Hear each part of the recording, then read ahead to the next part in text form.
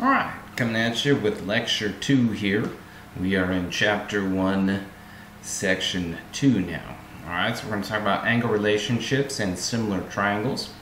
So we're going to go through vertical angles, parallel lines, angle relationships, triangles, some conditions of similar triangles. A lot of this stuff should still be similar to geometry for you, okay? Kind of just reviewing angle basics and things like that. Vertical angles have equal measure. Remember, vertical angles, if we draw this X here, are angles that are opposite of each other. So when you're naming an angle, just to review, the middle letter is the angle. Okay, so it says the pair of angles NMP. And if you trace that with your fingers, N to M to P, that's the angle we're talking about, angle M. And RMQ, RMQ. So notice it's the two angles with the blue arc in between them.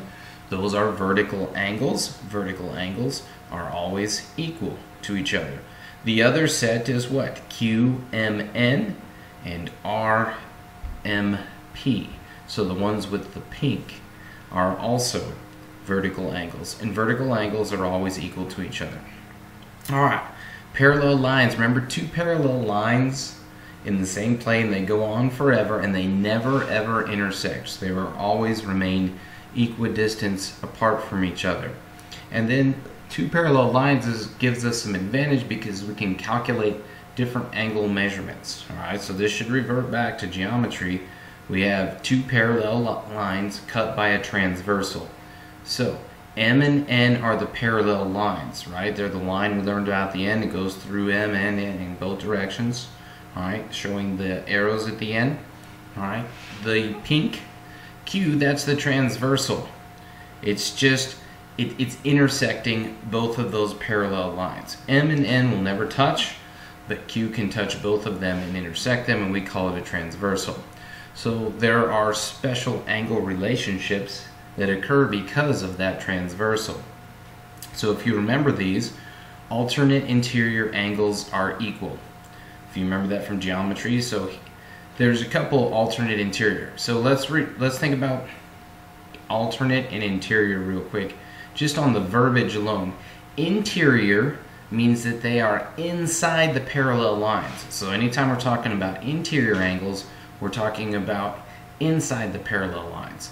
If we're talking about exterior angles, we're talking about angles that are on the outside of the parallel lines. So the top of the first parallel line and the bottom of the second parallel line. Alright, so understanding interior and exterior angles first. Alternate means they are on like diagonals of one another. Okay, they're alternating from each other. They're not next to each other. Alright, they're not diagonal from another, but they're alternate. They're across the transversal and on the opposite side. Alright, so alternate interior angles are equal. So angle 4 and angle 5 are equal. That also makes angle 3 and 6. I know it's not shown here, but if we step back to this one, alright, we can see where angle 3 and angle 6 are and where they're equal to each other. Okay? And then alternate exterior angles are equal. So angle 1 and angle 8 are equal to each other. They are both obtuse angles. Okay? And also 2 and 7. If we flip back to this slide real quick, you can see where angle 2 and angle 7 are equal to one another.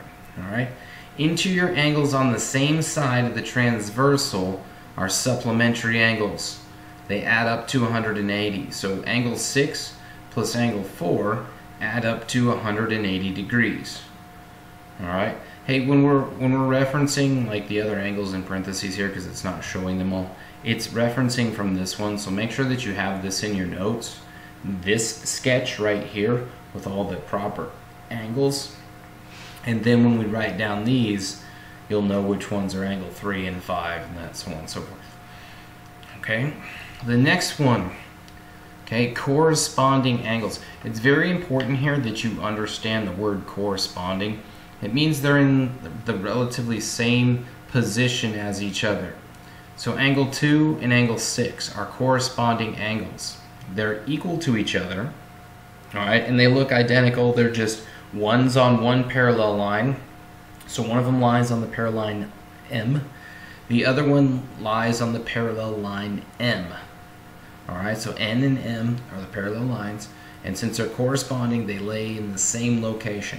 So corresponding angles are equal. There are multiple sets of corresponding angles when we have two parallel lines cut by a transversal.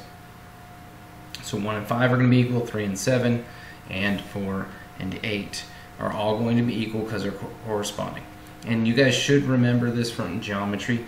If you don't because you were sleeping or you didn't get it or it was boring, I get all that. But hopefully you should have remembered seeing this stuff, and it should all come back to you and you will learn it this time. Alright, it's on the line now. You're here for college credit and getting college credit and maybe having to pay for a course or two. So it means a little bit more to you now that you're a little bit older and wiser, right? Alright, let's do an example here. We want to find the measures of angle 1, 2, 3, and 4 given that lines M and N are parallel. So what I want you to do first is in your notes, draw this diagram of the two parallel lines and transversals. So go ahead and you can pause the video. I'm going to keep talking, but draw it out and then we'll work through it together. We will have quizzes on lectures and things like that, so it is imperative that you have good notes. I may let you use notes on your quizzes. Not your tests, but your quizzes, okay? So, we want to find these. Well, let's look. We want to look at angles 1 and 4 first. What are they? How are they related to one another? Alright, and based on that relationship, what do we know about those angles? Okay, 1 and 4. The first thing I would think in my head, or that I'm processing, is they are both exterior angles, right? Angle 1 is on top of angle M. It is an exterior angle. I'm sorry, not angle M, but on line M. So angle 1 is an exterior angle. Angle 4 is also an exterior angle. It's on the bottom part of N. It's outside. Okay? They are alternate because they're on opposite and alternating sides of the transversal. So that tells us what? They're equal to each other. Okay, so those are alternate exterior angles. So you can go back at your notes, everything we just wrote down. We're just going to apply all that now. Alternate exterior angles are equal. So be careful what the question asks. The question asks you to find the angles. Well, in order to find the angles, we have to find what x is. Alright, so just be careful. Make sure on a test, if it's multiple choice, you answer the question correctly. Because I will put the value of x there as like it's one of the answers, but it's not the answer we're looking for. So we can set those two equations equal to each other, and I expect you to be able to go through the algebra and solve these. We get x is 21. That's not the answer. We have to use x and substitute it back into either one of those. It doesn't matter which one because we should get the same result because they'll be equal. So you can plug it into angle 1 or angle 4. Alright, so let's plug it back into angle 1 here. We get 3x plus 2, and we're going to substitute in 21 for x. We get 3 times 21 plus 2, so we get 65 degrees. Angle 1 is 65. Well, do we really have to do any other work now? How are angle 1 and angle 3 related? They're vertical angles. What do we know about vertical angles? Vertical angles are equal. So, angle 3 must equal angle 1. If angle 1 is 65, angle 3 has to be 65. You could have done corresponding angles. Angle 3 and angle 4 are corresponding angles. Corresponding angles are equal. So you could have found angle 3 either way. Angle 2, you could either use angle 1 or angle 3 to find angle 2. But since we found 1, we'll use that one. Because what's the relationship between angle 1 and angle 2? They're supplementary angles, which means they have to do what? Add up to 180. So if angle 1 is 65, what does angle 2 have to be? 115. Okay? So the work's here on the next slide or two, but I want you to think about these and process. If you understand those angle relationships, these problems get real easy. So angle 4, right, is also 65. Angle 2, right, and angle 1 are supplementary angles. So I said that we have 180 minus 65 is 115. Okay, and angle 3 is vertical to angle 1, so it's 65. So all the work's on this slide for you, but I wanted to talk you through. So here's the work if you need to see it. Alright, what we need to know about triangles. The sum of the measures of the angles of any triangle is 180 degrees. I hope that you remember that. Alright, so if we have a triangle here, every triangle in the world, they all have to add up to 180 degrees. So the measure of two angles of a triangle are 48 degrees and 61 degrees. We want to find the measure of the third angle. There's a couple different approaches to this, right? We know they all add up to 180. So I can take 180 minus 48 minus 61 and get my solution. I can also add 48 and 61 and get a total, and then subtract that from 180. So it's kind of, as long as you see and know what you're doing, alright? So we can write out the entire equation as 48 degrees plus 61 degrees plus x equals 180, and then just do the undoing of the algebra piece, right? And we learned that x is 71 degrees. So all triangles are bound by that law. Okay, they must be equal to 180 degrees. Based on that, alright, an acute triangle, all the angles are acute. Is it still possible to have 180 degrees if all the angles are acute? Absolutely. What if they're all 60? 60, 60, and 60 is 180 degrees. So we can have all acute angles and still hold true to the 180 degrees of a triangle. Alright, a right triangle forces one of those angles to be 90, so the other angles have to add up to 90 and be complementary. If we have one obtuse angle, the other two angles have to be what? Acute. They can't be 90. We can't have an obtuse triangle and 90 in there. It just won't happen. If one angle is larger than 90, the other two have to be less than that. Alright, different types of triangles. So we just talked about their angles, now we're going to talk about their sides. Hopefully you remember these. An equilateral triangle means all sides are equal. What's important about this for you guys, remember the dash marks that you see on the sides? That means they're equal if they have the same number of dashes or ticks.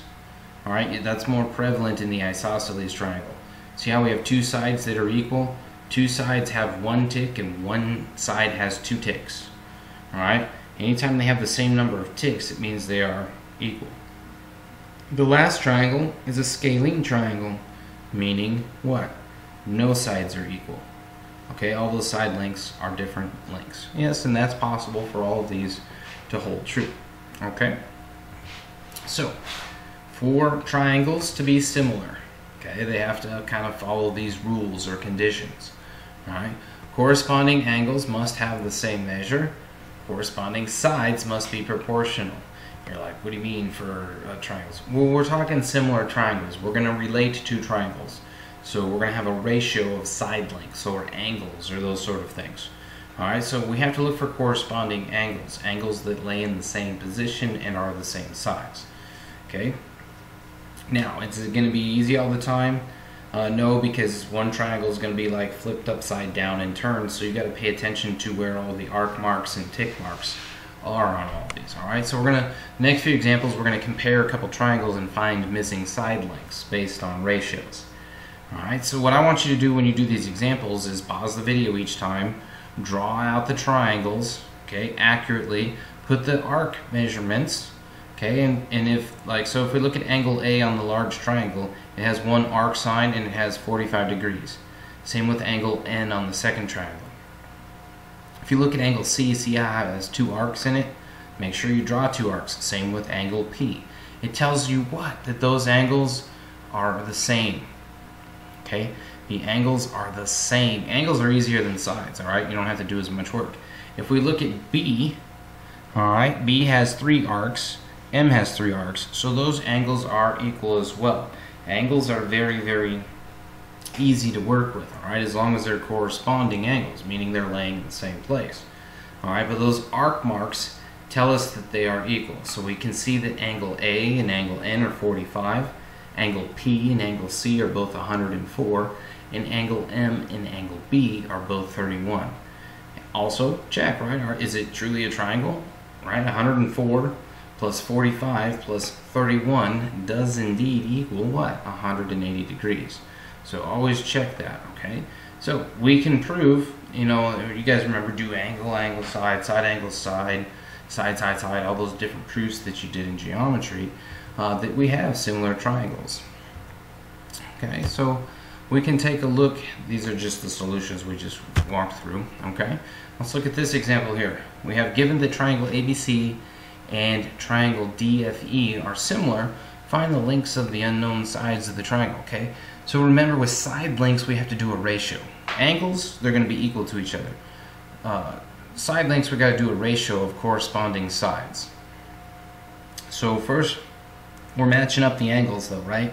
So we got to make sure the triangles are turned correctly. So E has 2 arcs, C has 2 arcs, that's good. A has 1 arc, D has 1 arc, and F has 3 arcs, and B has 3 arcs. So the triangles are laying next to each other correctly for us to visually just kind of go back and forth. Now notice the first triangle has 3 side lengths, the second triangle only has 1. Well, we're going to use the relationship that's common between the two to find the 2 missing sides. So notice on the triangle on the left, CA has a given value of 16 and ED has a given value of 8. We're going to use that ratio to find the side lengths of EF and DF. Now, get into, you know, common nomenclature. I would always put the larger side over the smaller side when you write these ratios out. So for our first ratio, okay, DE over AC equals DF over AB. So we got 8 over 16 equals DF over 24. Now in this case, right, why do we write 8 over 16?